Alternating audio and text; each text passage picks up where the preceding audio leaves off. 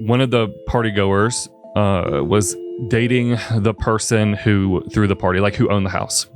Apparently walked in on my sister and him being too close. So her reaction, most likely all of them, having been high, was to stop that physically. So she admitted, as she was, talking to the police later on, that she had hit my sister over the head with a candle. And then later, after my sister hadn't woke up, the house was lit on fire.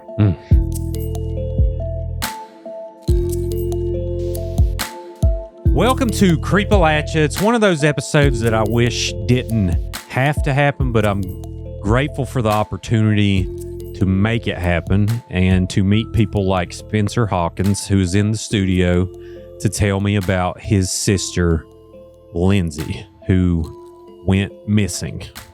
How are you doing? Pretty good.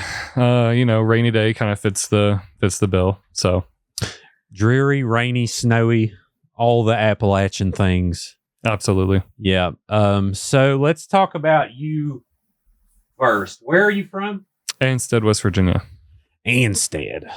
It's a pretty place. Yeah, it's about 10 minutes from the gorge. If you take the back road, just far enough away to not be too close to the city of Fayetteville, but close enough to when you need something, you can go get it. Sure. Yeah, I love it's over near Hawk's Nest. Mm-hmm. Yeah, it's a pretty little town. I love going over there. It's one of those towns where it seemed like it froze in time. And, you still, I can't remember if you have cell service. It seems like you do now. You're moving on up. You do in town, but you go to the state park and you don't. So, pick your battles. Best of both worlds. Yeah.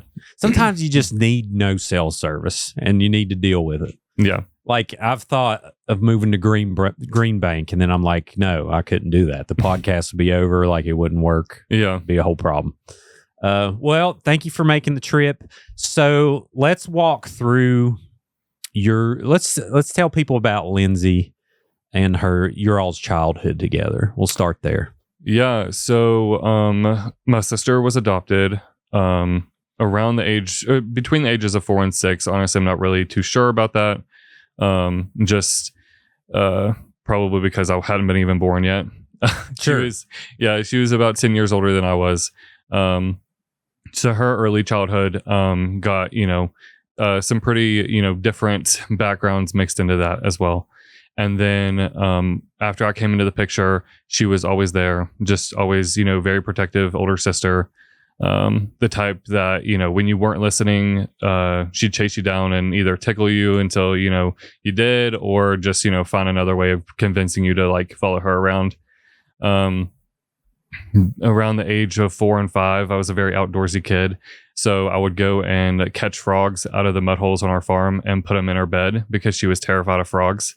So, nice. Every other evening she'd be screaming, running through the house and frogs jumping out of the room, after her. It was just always a good time. And then, even growing up too, I realized that other animals had an affinity towards her. So our house, being in the middle of the woods, constantly had bats getting in somehow. I'm not really sure. Just, whittling in the attic and somehow making their way down into the living room.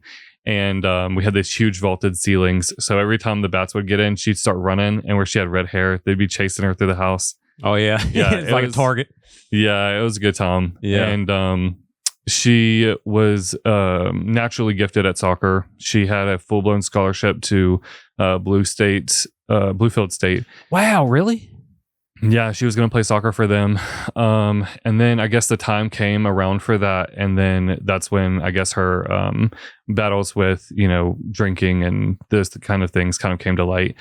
So her decision not to go kind of played a huge part into, her story up until this point where she didn't go to college and then ultimately ended up having to go down a different route for work and everything else. I'm trying to remember correctly. Her birthday was August 4th, so she would have been 38. She would have, yeah. Now, she'd be 38 this year. Mm-hmm. So yeah, it's been a minute. So that year was when she was. So that was 20 years ago that she was about to go to college. So that'd be 2005. Almost, yeah. That's crazy. Yeah, pretty close to that. It'd have been probably actually around that time. 2005. Now that I'm thinking about it, yeah. Yeah, because we're around the same age, so that's why I can't do math that good. I just kind of know, like, when I dropped out of college was around 2004. So. It could just be like a local thing, because in my head I have to think over it, even if, like, it's clear as day. So sure, yeah. Well, sad that she passed up that opportunity, but let's talk about, because we address issues with a lot of these missing person cases have, unfortunately, a constant variable of addiction. Not all of them, but a lot of them have similarities there. But I feel like addressing those helps people relate. So when did you start to notice that she was struggling? I actually didn't notice. I know that's going to sound wild, but she did very well keeping it from me and her brother. She was the type to sneak out and go hang out with her friends, but as kids, like, I didn't know what that meant. I didn't know that she was, probably going to like party at high school, bonfires or whatever. I didn't realize that, the people that she was bringing around, like in the evening time, hanging out with them or whatever, were, not the best of influence. Sure. She just had kind of like an edgy style anyways, you know what I mean? She was listening to music that, like, not everybody listened to. Followed the same kind of crowd that basically that whole age range kind of fell into. And then the crazy part is that when I finally did notice, I think I was probably around the age of 10 to 11. And that only came about because of the custody issues with her first child.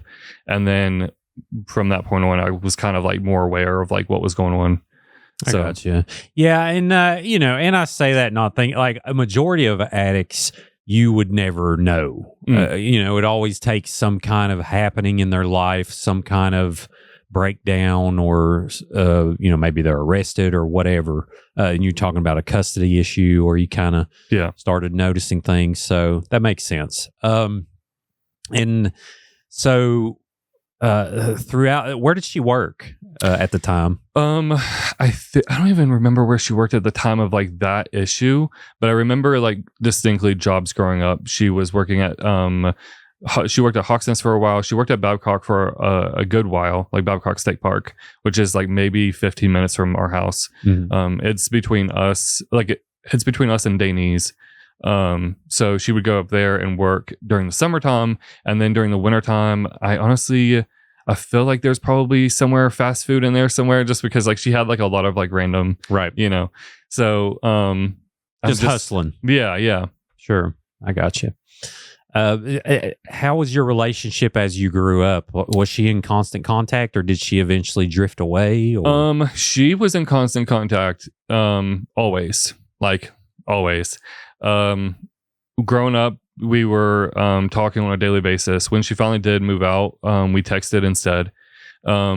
She'd message me on Facebook, or we would just text back and forth with her phone, when the time finally came for this like whole battle and like me realizing what was going on, I definitely had a switch had flipped in my head. Like, as a kid, you're kind of just like, what is happening? So there was like kind of like an open moment there. Created like a lot of difficult conversations that I definitely had with her. From like that point on, I realized that she wasn't someone to like protect me, but for whatever reason, as a kid, I took over the role of like constantly trying to protect and save her. Gotcha. Like that was all I did basically, was like checking in, figuring out, where she's at, who she's with, if she ever had any issues, like to make sure there's like that information was, given to my parents to make sure they were able to do what they needed to do. Sure. Well, even, being a brother of a sister, I know my wife's brothers look out for her. Now they are older than her, but even still, I know if they were younger, it would be that kind of relationship. So it sounds like you started growing into that. Does any of those conversations, those hard conversations, stick out to you that you think about in particular, or? Sometimes I think about the ones where she would, because she had moments where she would take a few years and few months and be sober, and then she'd go back, and it was a constant, it's a battle. It's not like a there's never a cure to fix it 100%. So during those sober conversations, it was always met with very hollow promises, things that like she couldn't promise at the time. And I don't really know if she was educated on the fact that she couldn't do that.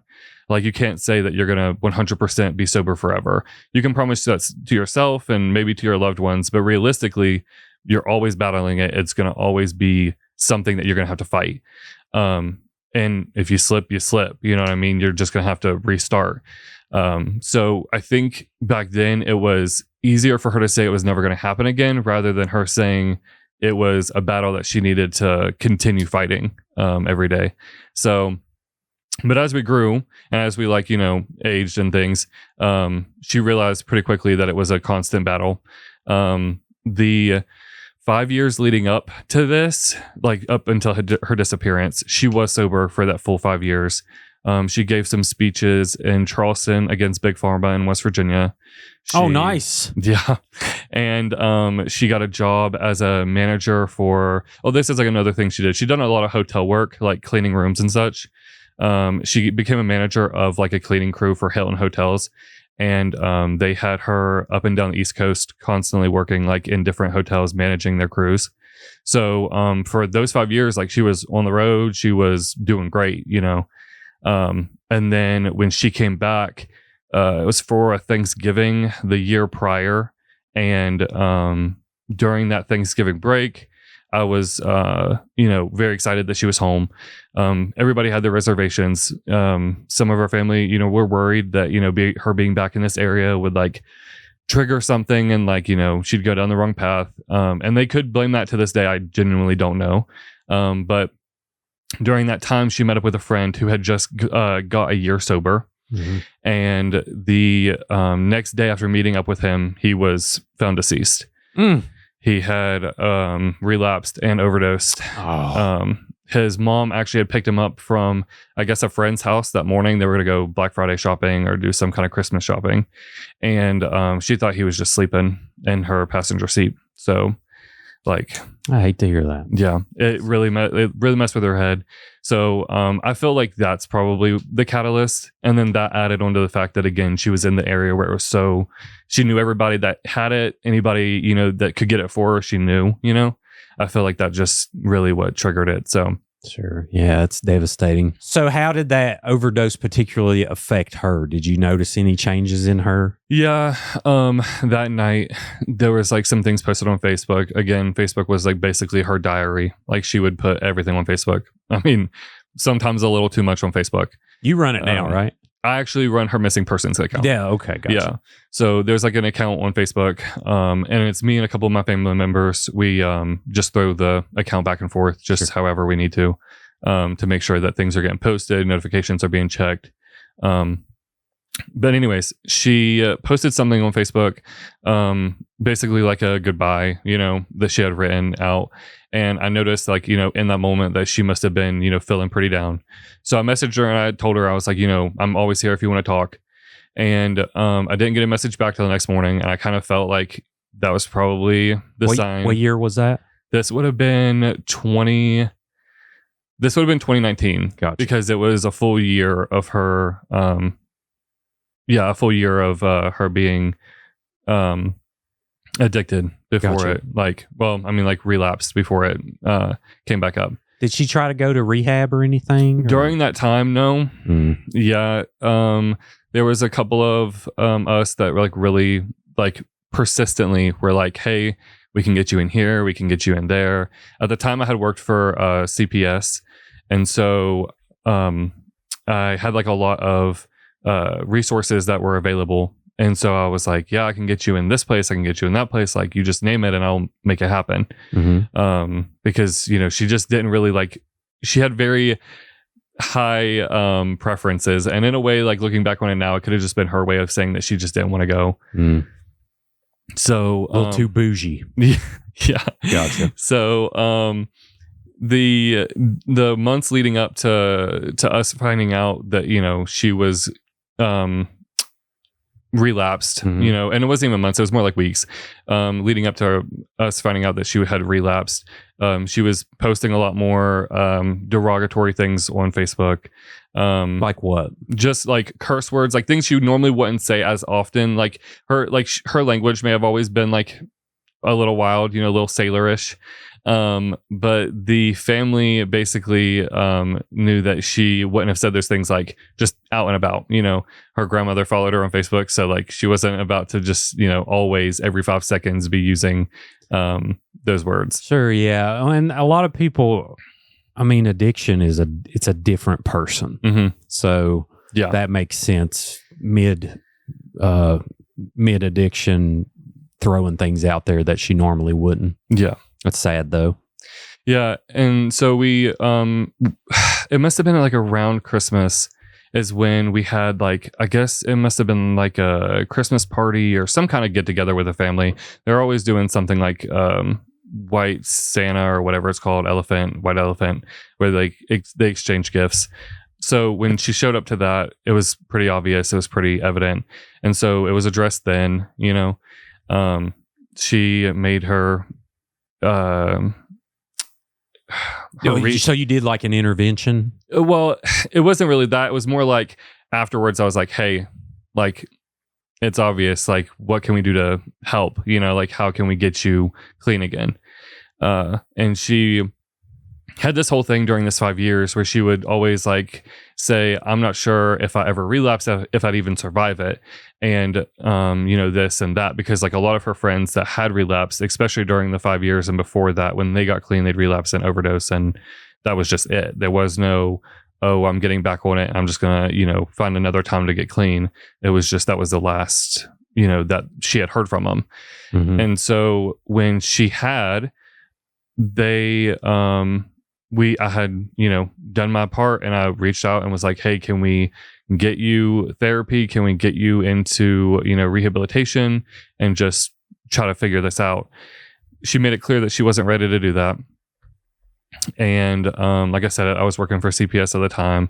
She didn't find any of the places that I was offering, to be the one, and so after that, I hadn't seen her in person for about 3 months, but obviously, again, still online, still talking about who she's, going around hanging out with, who she's seen that day, tagging people from, her friend group that she had gotten rides from, like, thanks for the ride or whatever.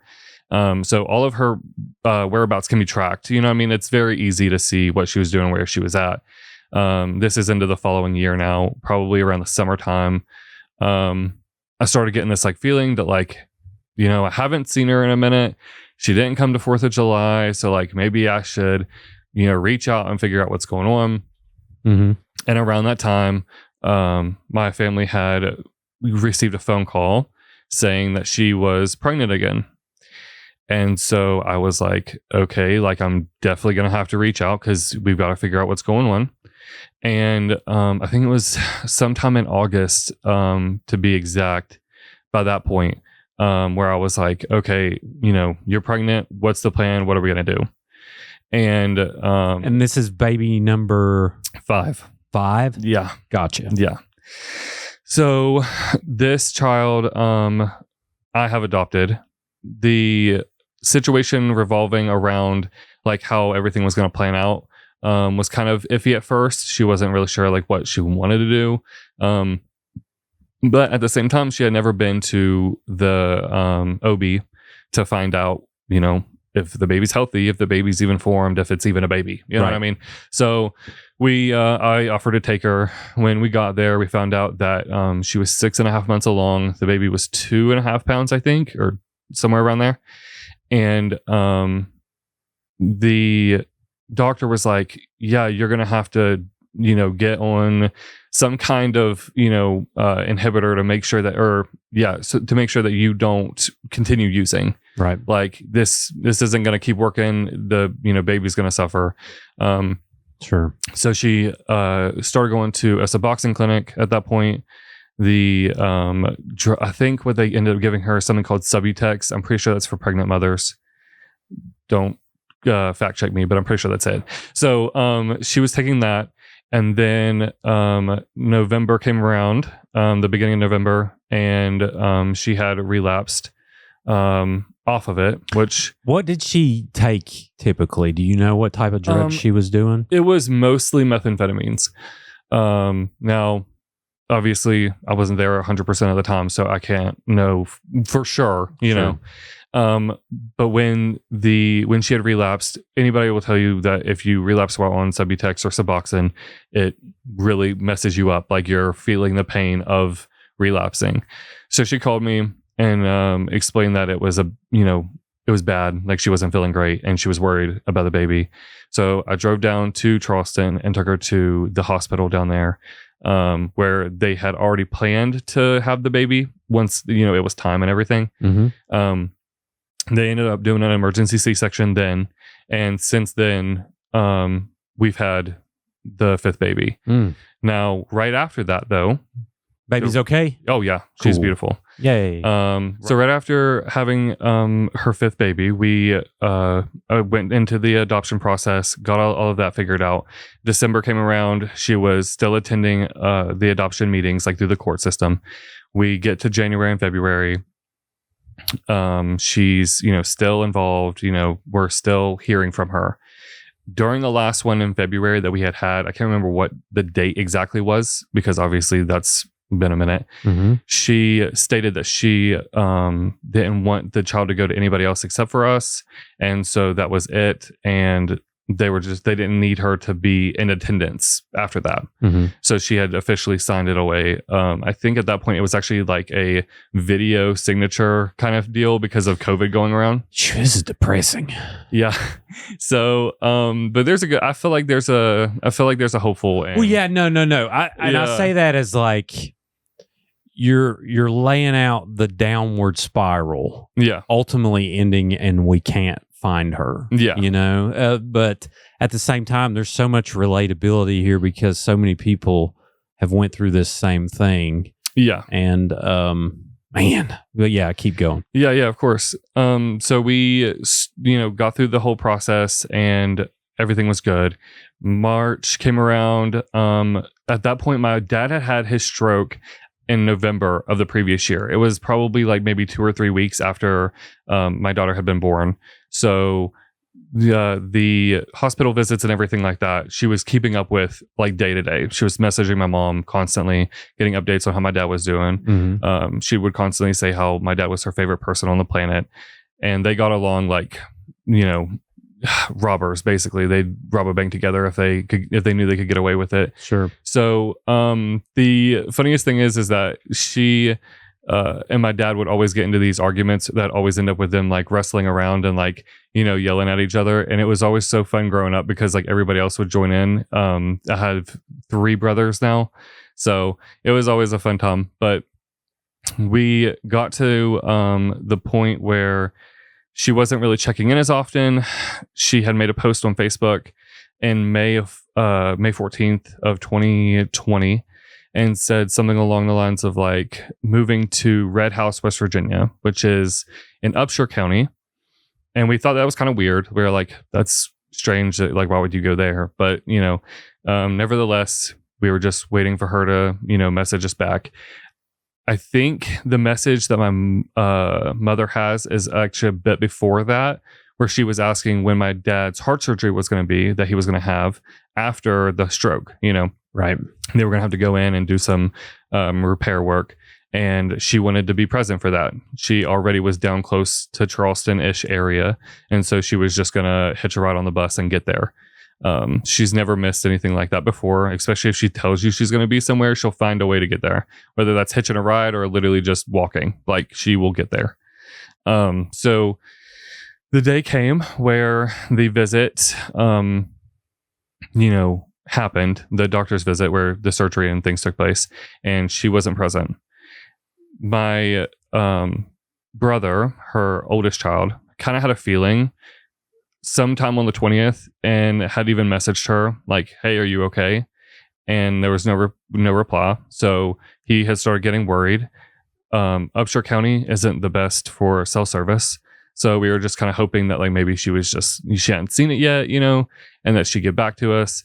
And then after the whole not showing at the heart surgery incident, we knew that something wasn't right. Because she would have been there. She would have been there.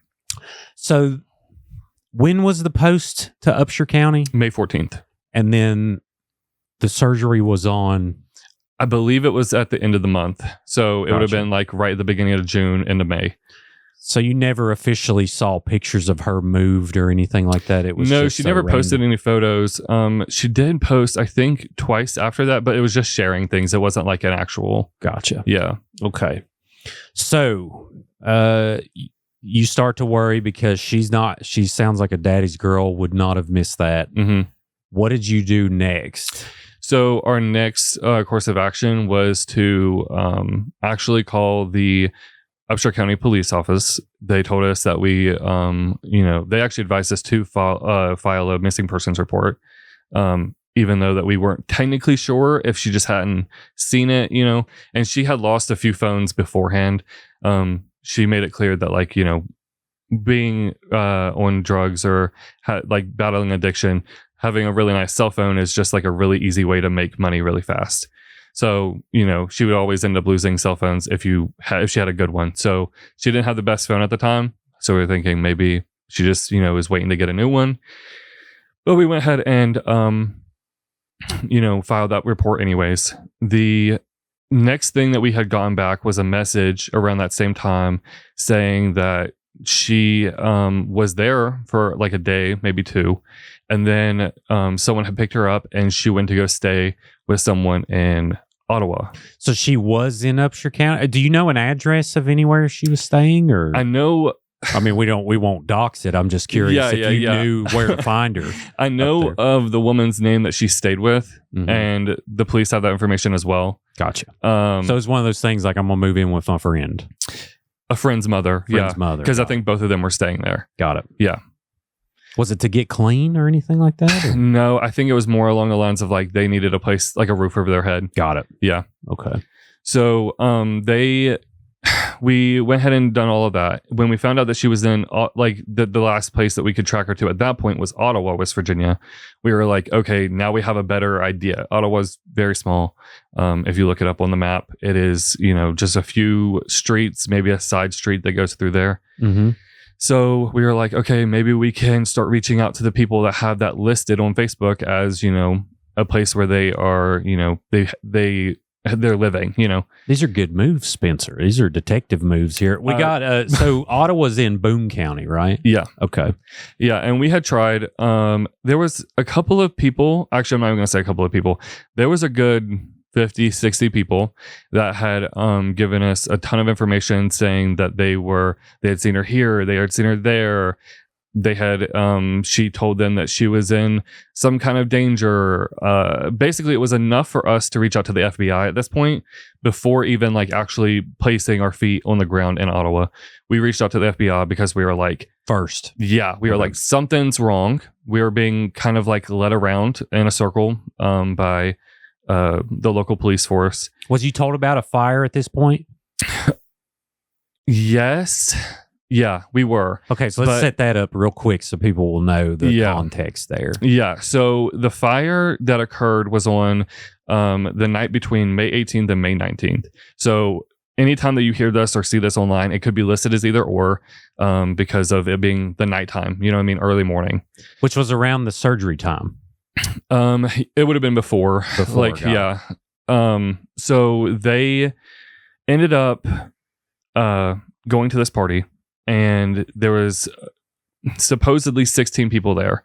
And again, all of this is like very supposed. Sure. We allegedly. Yes, alleged. Take this with a grain of salt. There's a lot of odd things about this whole thing. Yeah. So we'll just lay it out one by one. Yeah, exactly. And the reason we say 16, even though we only have, I think, 8 names, is because there was a neighbor who had cameras set up everywhere, and they offered all of their camera evidence of who went into the house and who came out of the house to the police office in Boone County. And they told us, of course, alleged, that the police didn't want it. So they didn't use it at that point. Now, who did they tell in your family, to be specific? Did they tell you? We actually didn't get this bit of information until I think actually just a year or two ago. Okay, so a third party told you all that the police department stated they weren't needing that footage. Yeah. Okay, so that's very alleged. Yeah, and this is after a few years, and also that we had placed feet on the ground and went and were knocking on doors. That's when this person told us this. Gotcha. So take that super grain of salt. But yeah, still, it's important to lay so all that's this the reason, out. like we say that there was a lot of people at this party, like 16 in like a not really a huge house, is like pretty decent sized party. So did they analyze the footage themselves and say, I counted 16 people? Okay, got it. Sadly, they didn't keep it. So they just, put their recorder that they had. I think they said it records up to like 3 days time. So they put it back on because they wanted to make sure if any of their stuff was stolen or their house was broken into, they were going to be able to, catch it. Yeah, ring footage only saves on the cloud for so long. Yeah. Yeah, got it. So then right after that, when they put it back, like hooked it back up, it, just kept recording until, just 3 days after it was already gone. So during this... Oh, man, they could have... I wish they would have downloaded it and set it on a drive or something. But at the same time, what do you do? But yeah, it's frustrating. During this time, we were, like I said, talking to the FBI. By then, I had compiled an entire binder full of evidence against each individual that I was able to name in the process of putting my sister in that house and like present for the fire, right? Who drove her to Ottawa. I have the name. Who she stayed with in Upshur County, who she stayed with in Ottawa, the two men that she had went out to eat with while she was there. Like, I have it all, right? So we take it to the FBI. We're like, this is what, we're presented with. This is what we have as an option. The FBI's response was very gracious. They took the evidence into, their possession. They looked over everything. They reached out. They put feet on the ground. They went and knocked on doors as well, talking to people. Even there was a homeless person they even said they had spoken to, and just to see if they had known anything because they were in the area. So we were like, okay, like things are hopefully going to move soon. About that time is when we started hearing the rumors of how the fire basically panned out, right? It was no longer like, oh, there was a fire and suddenly we can't hear from her, which is another reason we got the FBI involved, because nobody was saying what I believe was the quiet part out loud, which is that she just didn't make it out, So I want to clarify too. Did you try to personally reach out to, I imagine the state police would be investigating this? So yeah, that's like another thing too. And also kind of like a side note, the state police office was put on the investigation per my mother's request after she filed a grievance with the state. Anytime for people, and honestly, this is information that's free to the public anyways, anytime that you feel that your investigation for a loved one, a police matter, whatever is the case, is not being taken seriously, in the state of West Virginia, you have the right to file a grievance for that to be looked at from police force. Like state police force. Gotcha. So the county was investigating it at first and you filed to have the state. Yes. I know sometimes the smaller counties, which Boone, got a good amount of people in it, but like McDowell County, for instance, I think there's a lot of times the state police will go ahead and start investigating it. So it sounds like that's not what occurred here. No. Okay, got it. So we had the only state force that was there at the time of the fire, even right after the fire, was the state fire marshal's office. They had taken pictures of the fire and then the pictures after the fire, ruling that the fire was started by an incendiary device, but not really stating what that device was or what they thought it could have been. So alleged arson. Alleged, all of it. I mean, there was no charges brought up for it, but exactly. It sounds like they thought it was arson. Yeah. Okay, got it.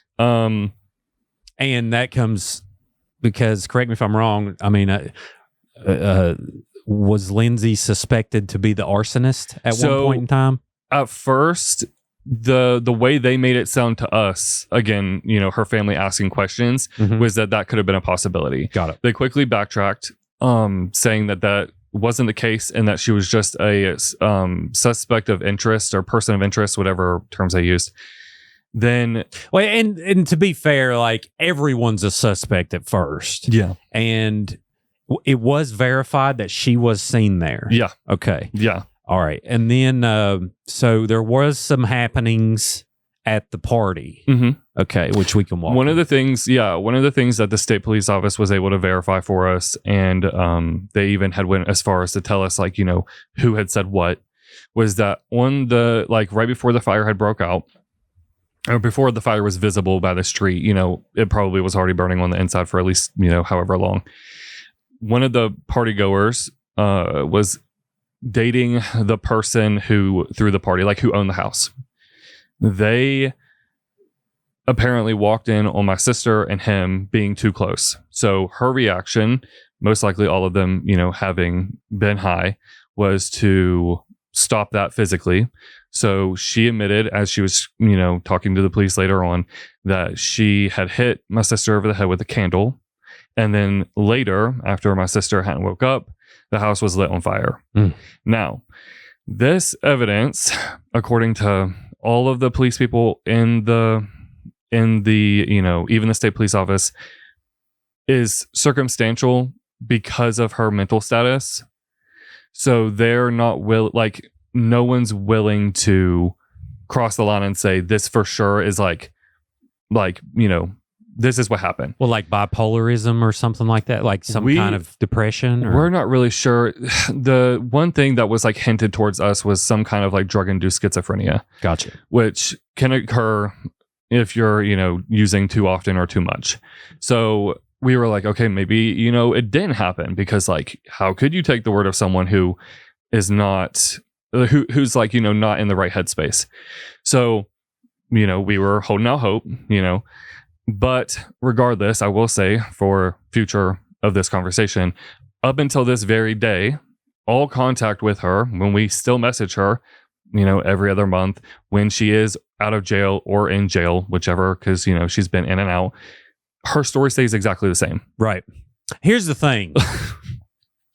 Something this traumatic, and then you hear essentially, okay, so correct me if I'm wrong, she's basically saying that Lindsay was burnt inside the house? Yes. Is what she's claiming. Absolutely. Okay, so you hear that.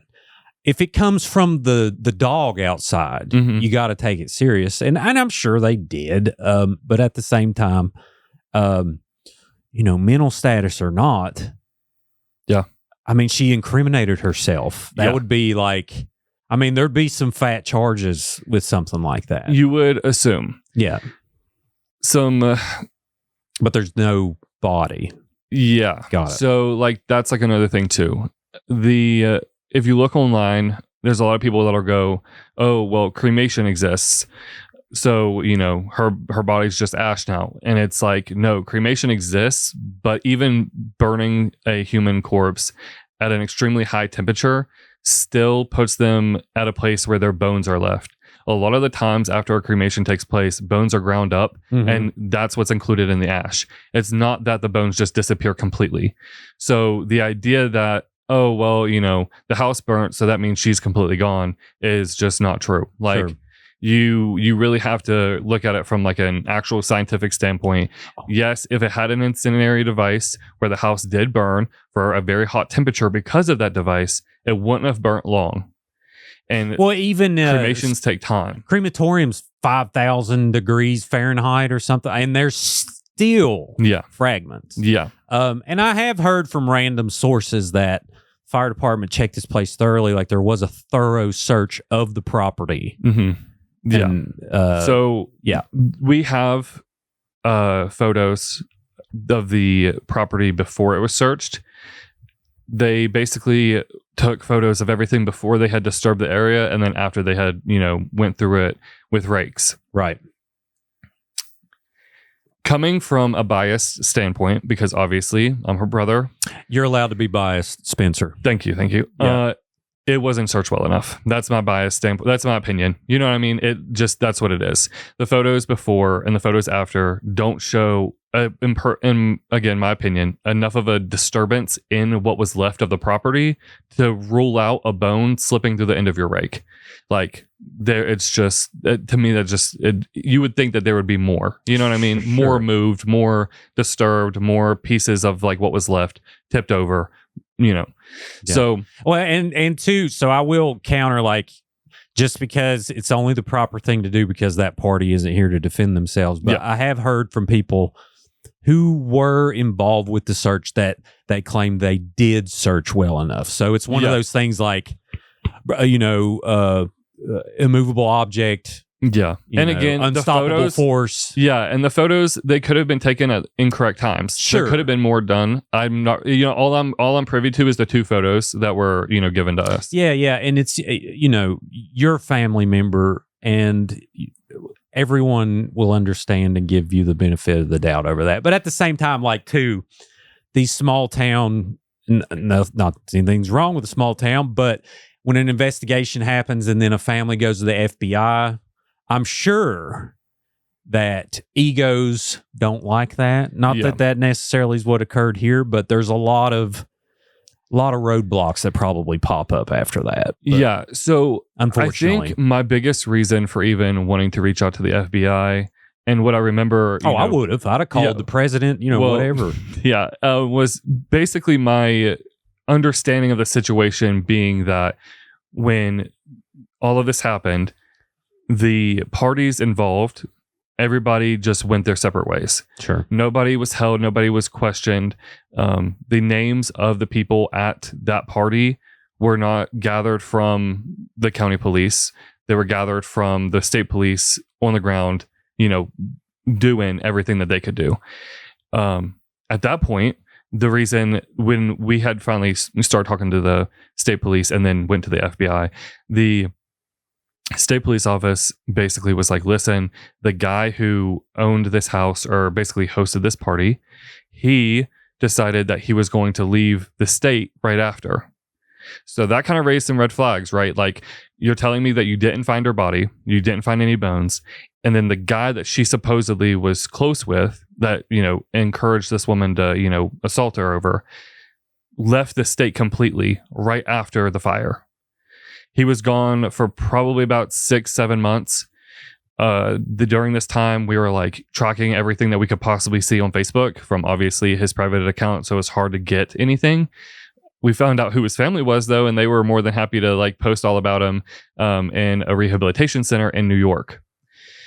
Being across state lines, I knew that there was no hope for state police at this point. So I was like, we got to keep moving. Sure. Yeah. Yeah. Because state police, like on state lines, like you said, there's a lot of butting heads. There's a lot of toes to step on. Yeah. And then also they have to get certain jurisdiction and papers signed before they can even move further. Yeah. And that doesn't happen in every case. A lot of them collaborate really, really well together. But, I imagine if my brother went missing, I would be highly skeptical over anyone at any point in time. And now, granted, too, what causes confusion is there's a lot of things that they can't tell you because they don't want to taint the potential criminal case that's coming. Exactly. At the same time, it's been 4 years, so odds are pretty slim that charges are going to be brought up. So I get it, man. I mean, you got to have empathy in these situations. And if you were an investigator on this case, that's what they signed up for. It's a public service. And unfortunately, you get a lot of flack when that happens too. So I will say, And two, now listen, like, both sides get things wrong. Yeah. Occasionally. Yeah. We got to admit that too. Yeah. And I will say, for what it's worth, the state police were more than gracious. They hosted my entire family more than once to go over everything that they had obtained, and then also their personal, ideas about what could have possibly happened. They took more evidence from us as we were gathering it through Facebook messages and people calling in or leaving random tips. So they were more than, helpful. And they still are. They're still an investigator on like keeping up with everything as it progresses. That's good to know. I mean, and I've talked about it many times. I got friends, on the state police. I don't want to come biased on that standpoint, though. But those friends agree that bad police work happens occasionally. And how it happens, too, like, imagine being in this house and you trying to tell me who used to live in this house. Yeah. And there not being any record of who used to live here. That's essentially what they're doing because they don't have anything to work with. Yeah. So it's like, hopefully someone confesses. That's literally where you end up. And then it just always ends in frustration. But occasionally breaks happen, and that's what we're hoping for. Yeah. So the FBI gets involved, and quickly they're able to access every person that was there, and all of their prior arrests, police and altercations, anything that they had, to know what kind of people they were dealing with before they even stepped foot on the scene. They quickly, and very decisively chose who they were going to talk to first and who they're going to talk to last, and get everybody's, a story before anything else. Mm-hmm. During this time, there was a lot of people that were still contacting us. Hey, we saw her going down this road. We just saw her at Dollar General. She's at Lowe's right now looking at lumber. Like, Jesus. My problem with these reports and with these tips and these people isn't that they're reporting it. It's not that they're telling me. It's not that they're calling me at all hours of the night. It's none of that. It's that we live in the 21st century. And just like a problem with Bigfoot, nobody takes a photo. Pull your phone out. Take a photo. Take a video. Walk up to her in her face and take a video. If it's not her, she'll go, "What are you doing?" And then you can say, "You kind of look like a missing person." I think that would be a really fun conversation to have with some random person on Lowe's. Yeah, hey, but are you missing? Are you okay right now? I know you're looking at 4x4s. Yeah, right now. but like just keeping that to yourself, and then like days later being like, "Actually, I better go ahead and tell them." That's not going to do me any. That's not going to do me any good. You know what I mean? Yeah. If you take a picture of a potential missing person out there, please ask him first, because that'd be a little awkward. It would be. It would be for sure. You can even be like, "Hey, let's get a selfie together." Like, I don't know, something. What's funny is I've had people, and I'm sorry to tangent, but you're fine. There's been people, and I think this is so flattering, but they didn't want to ask me to take a selfie, and I gladly would. And they took a selfie with me in the background, which is fine. You can do it. But at the same time, like, feel free to ask anytime. But anyways, I just want to say that out there, because if someone gets caught at a random Lowe's taking a picture of some lady. Yeah, fair enough. That's going to be like, not our fault. What's going on? But it is important to document. And, if someone... people run into missing people. Yeah. It happens. Absolutely. And like another thing is there was a, at least, from the internet that I had scoured, there was an issue with some illegal substances that got on the street in New York where this guy had ran, and then that was spreading throughout the country or whatever, that was causing people to have some sort of amnesia. And one of the things that we gave the FBI was one of many things that we gave the FBI was my sister's entire medical history. She had, in her childhood, broken her right leg, her right ankle, her right wrist, and then also her skull. She had a skull fracture that resulted in her losing all of her memory in I think middle school. So my mom had to reteach her everything from like the beginning. So knowing that, and knowing that people with amnesia get it easier than others, I was thinking, okay, she was also hit over the head. She also, was using substances. Maybe she did get amnesia. Maybe she literally doesn't even know who she is. Like, I don't know. Like, maybe it's like a Hallmark movie. So we just need Santa Claus in there somewhere. Lord, yes, son. So we could spray paint your beard. You'd look We could figure it out.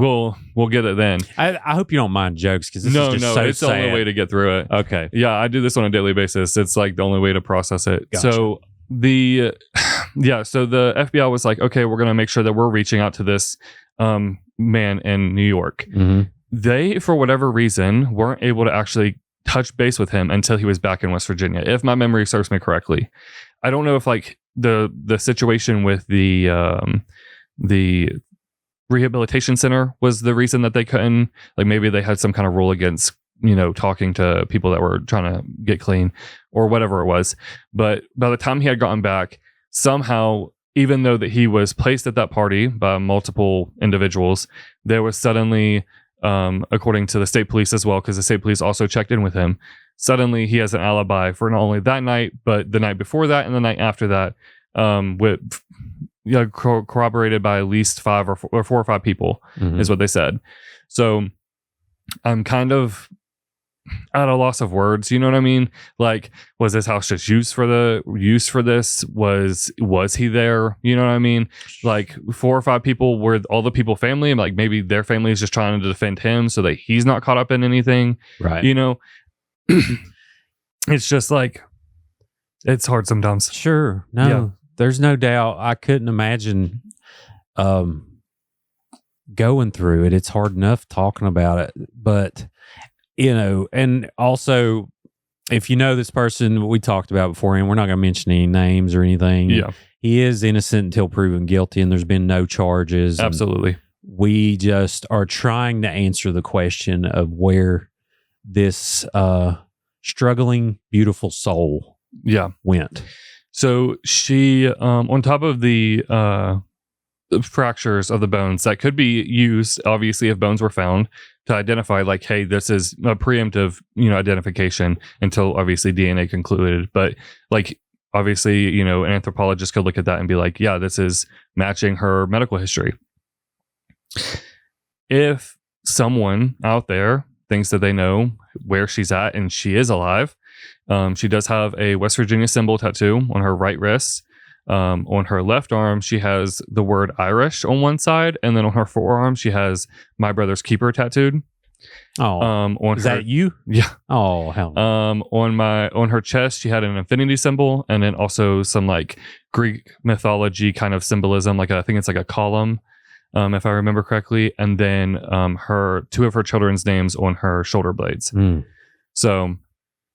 She also has another tattoo on her lower back that says Maynard, which is like the last name of a guy that she was with at one point. So, all of those tattoos, you would think, maybe hopefully somebody would hear something by now or say something. But the hints for is she still out there kind of had dried up in the past year and a half now. Like there has been nobody to be like, hey, I think I just saw her. Obviously, not knowing anything, every single person you pass on the street, you're kind of turning your head to look at and see if that's her. She has been known to shave half of her head, dye her hair. So obviously hair isn't necessarily the giveaway, but regardless, every time I see somebody, I'm constantly slowing down and being like turning around to see if it's her. It's kind of just gotten to the point now where, we're going to keep trying, but we're not expecting, you know what I mean? Sure. It's kind of like just one of those things you have to try, but like the hope is kind of like one day. If it's not today, then one day. Listen, I mean, there's been cases get solved 30 years later. Yeah.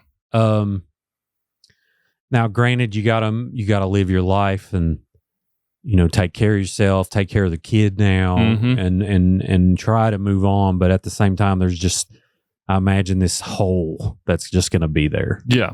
And it's especially prevalent around her like birthday and holidays. Her laugh could fill a room. So then, when it's not there, it's just super obvious. And like I said, even when she was using, she was always there. Like she always made it to family gatherings, always to the kids' birthday parties. She was always there, you know. And it's, we got to talk about it too. There is a stigma when it comes to these cases, when it comes to addiction. Not that that's what happened here, but there are occasionally people that I believe get written off because of they got what they asked for defense. Yeah. Not that that's what happened here, but you can't help but feel that way when you have someone who was struggling so much. And like, that's the thing too, is like, I feel like we're at a point now in this day and age where that comment is used more than anything, and I feel like the idea of that, like the idea that she may have asked for something like this is insane. Like no one's going to ask to, go missing for their whole family to be looking for them, knowing that she missed her father's heart surgery, that her kids were going to grow up and never know who or where she was. Like there's a lot that we can do to make sure that like, she's, known to them. But like they're not going to hear her laugh. They're not going to see, her smile. They're not going to see her grow old. So the idea that she asked for it is crazy. I mean, yeah. So most most of the comments, I just let the other people take care of it. You just don't. I mean, people are going to say, and half the time they're not even real. I'm finding a lot of robots on the internets lately. Yeah. But at the same time, you know, if you're saying to yourself that comment, and that's what you truly believe, you got to ask yourself, what did she actually do? She spent her life basically harming herself mostly. Mm-hmm. And, you know, she had kids, mm-hmm.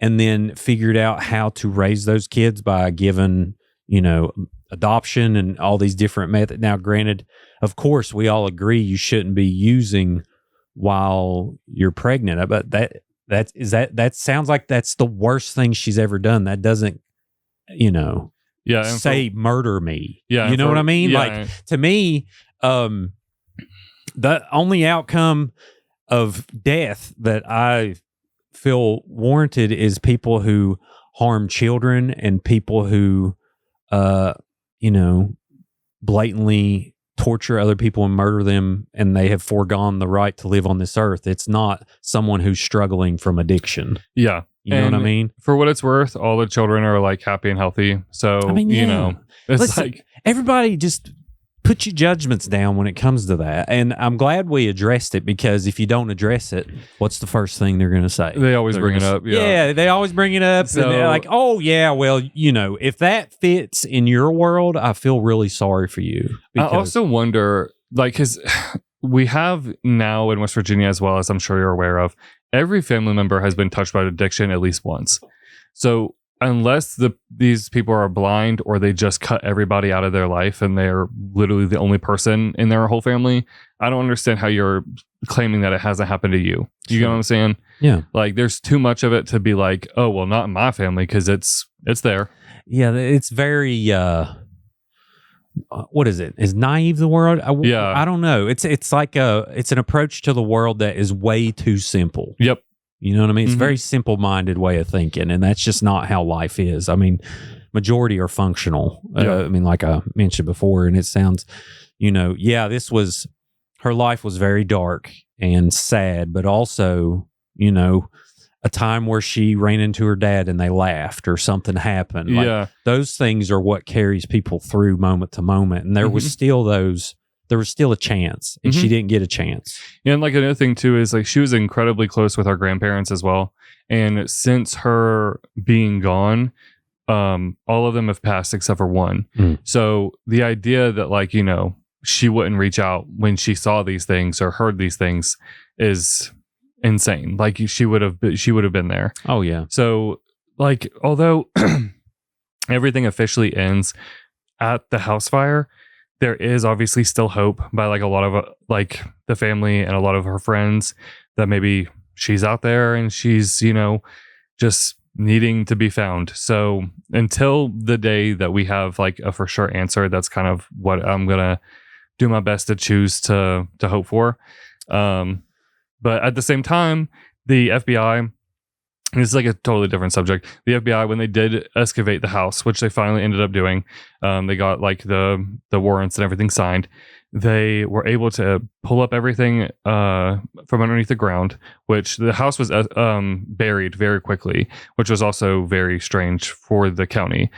State Fire Marshal's office has a rule that says something like it has to be up for a certain amount of time after suspicion of of an arson. But I guess because they said it was a suspected incinerated device used, they were able to get around it and demolish it very soon. It seemed like that'd be the reverse. It'd be like, well, you know, we got a potential criminal case here, but yeah, I have no idea. All I know is it was buried very quickly. There was basically a giant hole dug beside the house, and then everything was pushed into it and then covered up.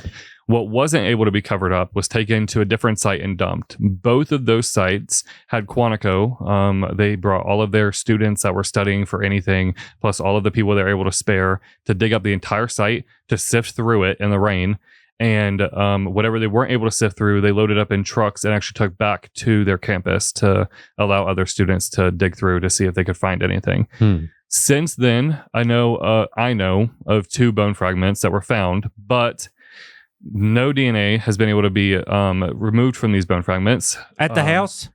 on the property. On the property. So like it was either was it under the house, in the house, or around the house. Do they know if it's an animal or They have no idea. Okay. So then at the same time, I'm thinking how many mice have died under, your house, mouse poison, or even like before the house was there. What if there was like, something killed there and it was the bones are just underneath that? You know what I mean? Like Sure. there's no way. And so the DNA wasn't in those pieces of bone because the fragments were just too small and too damaged. And like I said, they weren't even able to say whether or not it was human or animal, or even if it was animal, what kind. So we're just kind of hoping that either, more evidence is presented to us. Maybe they're able to find something else in the rubble that they took that maybe they didn't see before. Mm-hmm. But as of right now, we're just kind of, man. Yeah. Well, let's recap, because It's a lot. This is a lot, which these are, I haven't found a missing person case yet that isn't typically complicated. But I want to start with the lady who said she hit her with the candlestick. Mm-hmm. Is she still alive? She's in jail right now. Okay, she's in jail right now. She's maintained that story to this day? To this day. Okay. And she claims that she got in an argument because she was, being too intimate with her boyfriend, I guess. Yep. Hit her with the candlestick, and then they set the house on fire while she was laying in the floor. That's what she maintains. After she hadn't woke up. So they had waited like a little bit, I'm assuming. Basically saying that they freaked out, mm-hmm. and they tried to stage a house fire, mm-hmm. is basically what she's saying. Okay. Golly. Yeah. I guess if I could leave one message to like that area, the city, the town, the county of Boone, is that if you know something or even suspect something, you need to speak out. Because like there is no way there's no way to stop the search and the way that we're going to continue to constantly talk about it. And I don't know if you are interested in property or property values, but the idea of like being like looking online and going, oh, I'm going to buy a house next to where someone went missing, I don't think I'm going to do that. So like I would assume that people would want to speak out to get it solved so that they can move on. The depressing thing is you can't buy a house in West Virginia then, if that's the case, because it's everywhere. Very sad. But oh man, this one just sounds so close. You have an eyewitness account. Mm-hmm. What are the other people saying exactly? They're not talking, or just you got the guy that went to rehab in New York and kind of disappeared. And so we went down. This was now, it's the 12th month. So this would have been I can't really do math. Whatever the month of August is, I'll just say August. 8? Yeah. 4 months ago. 4 months ago. We went down to Ottawa and we're knocking on doors. And there was a person there who had answered and said that they were out on their porch smoking the night that this had happened. And they also corroborated the exact same statement that this woman gave first responders that showed up, which is another reason why they tried to put the fire out so quickly, so that way they could figure out what was going on, like to see if there was someone still there. Well, he corroborated the house fire. He didn't know what happened, right? He didn't know someone was inside. He had heard that like what she was saying, that there was someone inside. So he heard her telling them. Yes. Them. Got it. So that also was like another like, okay, like again, she said it, like there's even more witnesses saying that this is what she had said. And again, like, fumbling of police matters happens. I mean, I can't imagine constantly having to be in on mode all the time. But and I know you can prosecute with no body, but it's incredibly hard. This will be incredibly nearly hard. impossible, mm-hmm. because the defense is going to bring up all of the stuff that people are going to judge about it. Like, hey, she could have ran away. We have no clue. There was nothing found at the scene. Yep. This lady has she was known to travel, so and she knows how to get on a bus. She knows how to find these routes to travel. We've thought all about it. I mean, if you had one piece, if you could prove one of those fragments was her, you could prosecute on it. I mean, I would think so. I mean, you could now, but I'm just saying, they probably know odds of them losing are really, really high. Yeah. And like another thing too is like, this is coming from my own personal opinion, like, and also thoughts. This is not to represent anybody else in the family, because I have personally no idea what they want from the end of this situation. But I personally would like just to be able, like, if she is gone, to lay her to rest. That's it. I don't it's not even I don't care. I don't care about the prosecution. I don't care about whatever, as much as like I used to be like, justice, like I'll die for justice kind of thing. It's been beaten down so much that I'm like, if we can just bring her home, at very least that part, we can start to heal. You get what I'm saying? Sure. It's almost, and people do this all the time, to where actually they get the investigators and the prosecutors, everybody to agree. If someone comes forward, there's immunity, full immunity. Yeah. Show us where the body is, tell us what happened, and then we can move on. Now, granted, that's last worst case scenario, but at the same time, I totally understand it, because there's been people coming here talk about it. Like, I get it. Which it's been 4 years. Yeah. But man, yeah, it sounds like, literally we have to find evidence of her body somewhere for anything to happen when it comes to that. One of the things that I want to preface, and just so that the people who do still send in tips will know, is that the well that was on the property and covered up contained nothing. There was a lot of people that were like, there was a well in the property. They could have, that could have been where they, disposed of what was left. And maybe that's why there wasn't bones or anything left in the fire, or just whatever they could come up with. So I just want to let everybody know that. Yeah, that's the one go-to we always get. Like, there's a whale out there, Fred. That whale out there. And it's like, well, typically someone's not going to put a body it happens. Yeah. But in a whale, if it could be used at some point, because as far as I know, this was like an old covered up well. It had like some lid on it or something, but it wasn't like in current use. So that's another reason that the FBI was like, yeah, we're gonna get to the bottom of that thing. So they did, and there wasn't anything in there. Sure, yeah, and it's worth. Bodies are found in whales all the time, but that's one of those staples. Depressing staples. We go to the. We go to the well, and we go to, the boyfriend or husband or, wife or whatever. And that one, law enforcement typically does too. They look at those subjects first, as they should. But that's good to know. Yeah. Is there any other misconceptions or misinformation out there we need to clear up? Or is that the main one? That's basically the main one. I feel like she was most likely not in Lowe's.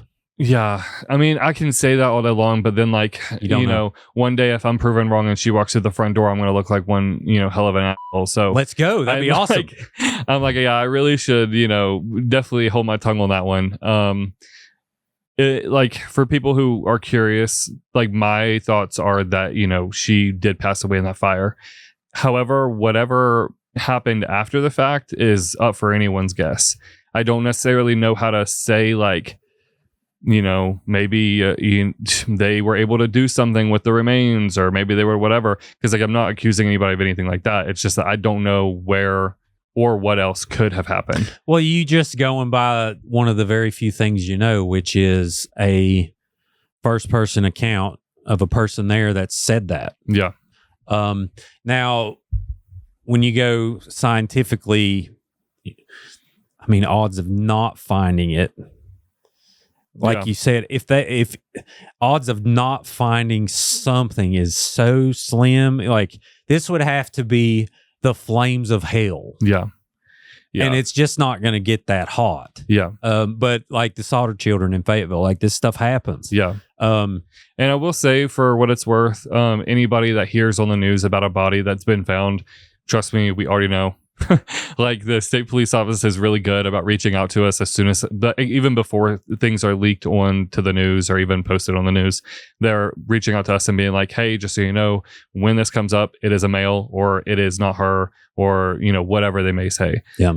Because not even far from that same location, I believe it was in like close to Madison, or it was in the same county. there was a body found at a dump site where people just dump in, garbage illegally. So even then we were like, oh my gosh, could that have been it? But we, obviously got the news before it had went out, but a lot of people were reaching out. No, yeah. Well, we have a Rolodex of like, there was a body found in this county. And then I know me and my friend Alex were like, okay, what bodies are near there? You're just constantly trying to figure out. Because I mean, like Margie Dodd, for instance, she was found, I think it was 20, it was like 14 years or so after. Yeah. There's been different cases where decades later, just random hunters stumble across things. And I still hold out hope. I think, because the thing is, let's just say she did, and I want to clarify, I don't think the Sauter children died in that house fire, by the way. Miranda Weeks, if she's listening, she would be so mad at me if I let people assume that. But oh yeah, no, I feel the same. Just yeah. I just gotta put that out there. Yeah. But now Lindsay, let's just say she did, then that would mean now the pictures after, was it like completely demolished, like even the vacuum cleaner, the dryer, everything? It was the photos of the house, like before they had searched, everything's burnt. So like there was on like half of it was on a concrete foundation because there was only half of a basement underneath of it. The rest of it was a crawl space. That part was like the only thing that was standing. Everything else was laying on top of it, like the beams, the trusses in certain areas were laying on top of that as well. But there was no, like, if you saw that, you wouldn't know, like, oh, that's a house. It still had trusses? From the floor, because like at least that's what I took by it, is that where the fire had started on top of the floor, right? The trusses that were holding up the floor kind of fell into that part of the open basement. Got it. Well, I'm just saying, like, to incinerate a body, everything would be gone. Yeah. I mean, there's just no way, because and let's just say she did perish in the fire.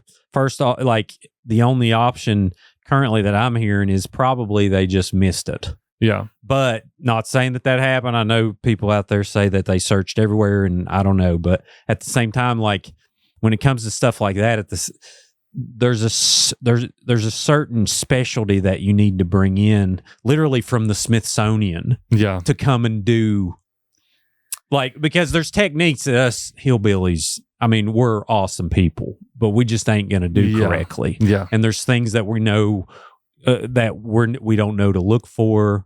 Probably half the people on the scene don't even know what it would look like to find a body in that condition. So that's the benefit of the doubt I'll give there, that she could have, because to be honest, I don't know what I think. I think that's probably what happened. I mean, what an odd thing for someone to say. Yeah.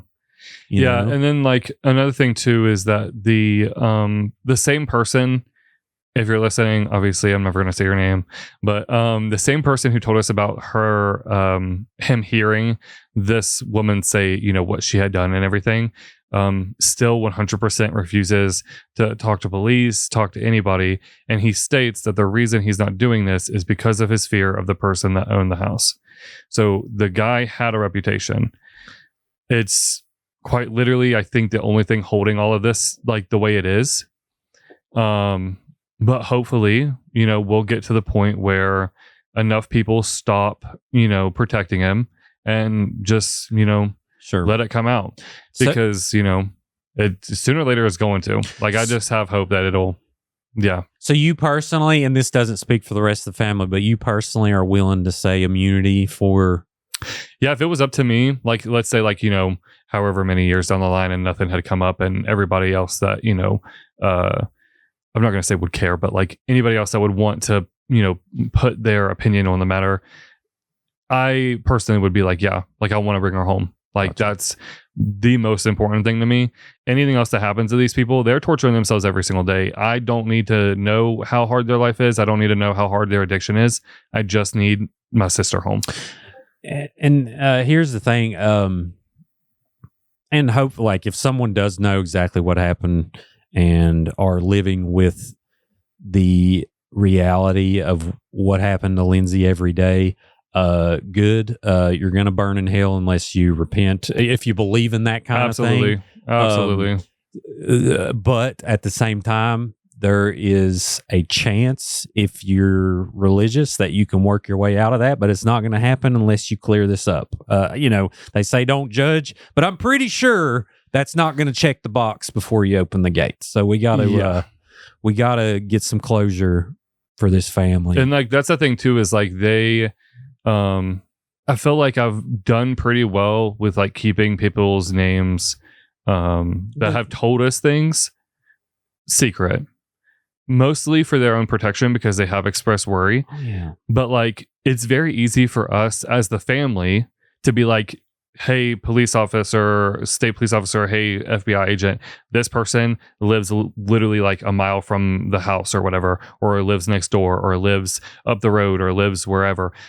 They have this account of the situation. Could you go and also take their testimony in a place where they like, we've had people come out of their homes, drive to another location, and then give their testimony at a public restaurant. That way they don't look like they're doing anything that they're not supposed to be doing. Yeah. Like it's not that big of a deal for us to organize that for you so that we can still find her. You get what I'm saying? Oh yeah. Like, it's valid because, small town, you never know. Now, odds, that's you got to be careful. Yeah. You don't want to get people hurt. At the same time, we are called essentially to do the right thing. Yep. And there are anonymous ways to do that. Absolutely. And here's the thing. If there's a person out there, not that saying that anyone was with this, but if there's a person out there willing to cause that kind of harm to somebody, what would you do if you heard about it again? Yeah. That you could have had a part in stopping that. Mm-hmm. To me, I just eventually got to the point I was like, yeah, it could be dangerous reporting on this stuff. But at the same time, if I go down, I'm going down guns blazing, and I don't give a damn what these murderers think about me. I don't, you know what I'm saying? Yeah. Like, which is like another you can't be okay with it. Yeah, which is another concern as well, because obviously the FBI bringing up everyone who was at that party and their lengthy records, there was obviously more than one person there capable of doing harm to others. With that being said, same, guns a-blazing. Like you're really gonna have to pull something out. Like you got to protect yourself in a constitutional carry state. You got to do the right thing and be sure to be safe about it. Protect your family. But I ain't gonna let the bullies win. Yeah.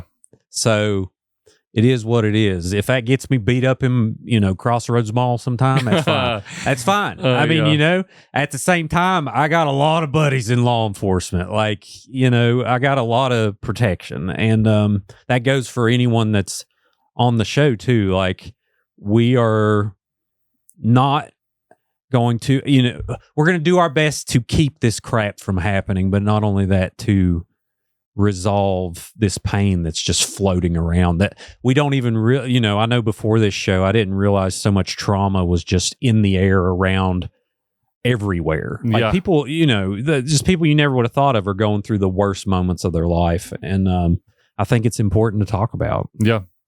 Absolutely. I mean, you never know until you ask, or sometimes you never know until you have to find the wrong side of the, social media. And then you're like, okay, wait a minute. Yeah. Yeah. Yeah, for sure.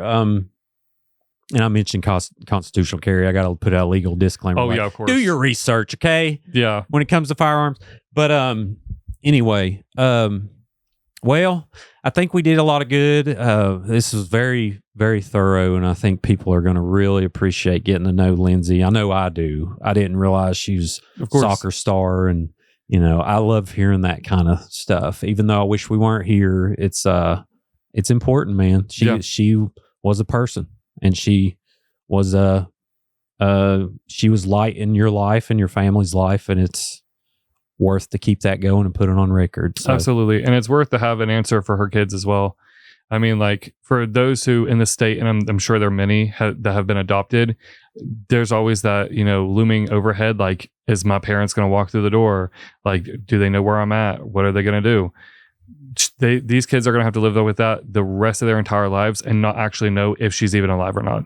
Oh, it's devastating, man. So, Devastating. Oh, well, What can we plug? Like, is there a reward out there? What's going on currently with the case, and who can they reach out to? Yeah, so there is a $2,500 reward on anything that can produce, obviously, the remains or evidence to show that she's, out there, out and about. You can always reach out to my Facebook that my family and I run, which is Lindsay Hawkins. The profile picture is her face with a blue background. And it obviously is the one with the most recent post on it and is public. Her other accounts, I think there's only one other one that isn't private, and it's from 2013 or something. So got it. Who's putting up to 2,500? Our family. I'm matching it. Let's go. All right. We gotta. Yep. Let's double this. If we can find Lindsay's remains, or it'd be amazing if she was alive somewhere. Yeah. $5,000. We're going to do that. I mean, I'm glad to do that. Yeah. It's the least we could do. And also, obviously, you can reach out to state police as well. Yeah, call 911. I mean, listen. Yeah, you don't only have to tell me. And obviously, if she's walking around on those, definitely call 911. Yeah. She's pretty strong. She could definitely, beat you and run up. So, or run away. So definitely call.